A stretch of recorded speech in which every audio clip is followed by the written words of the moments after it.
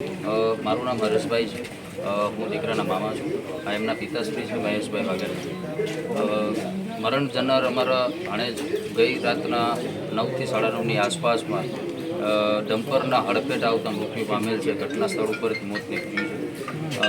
ખરાબ અને બિસ્માર રોડ રસ્તાની હાલતના કારણે આ ઘટના બની છે.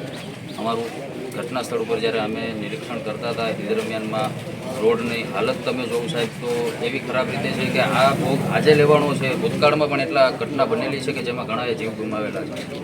તો આ ન્યાય અમારો એટલો છે સમાજનો. આજે અમે અહીંયા ભેગા થયા છીએ PM રૂમ ઉપર. સમાજના આગેવાનો, એમનો પરિવાર, અમે બધા સાથે છીએ. અત્યારે એમના પિતાશ્રી તો બોલવાની કોઈ કન્ડિશનમાં જ નથી કે બોલી શકે કાંઈ પણ ઘટના વિશે, બરાબર.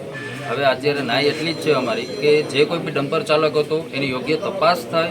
CCTV જ્યાં આજુબાજુના બિલ્ડિંગ્સમાં લાગેલા છે એ તપાસમાં જાહેર કરે કોણ ચાલક છે, કોની માલિકીનો ટ્રક છે, કઈ રીતના આવેલો છે. અને આટલું ભારે પ્રતિબંધિત વિસ્તારમાંથી વાહન ચલાવવું અને છૂટછાટથી આવી રીતના બેફામ એ લોકો નીકળી જાય છે તો એ કઈ રીતના થયું છે. જ્યાં સુધી એ લોકો અહીંયા આવશે નહીં, ઓરિજિનલ માલિક જે કંઈ બી એના મૂળ છે એ અહીંયા પહોંચશે ને ત્યાં સુધી અમે ડેડ બોડી સ્વીકારશું નહીં.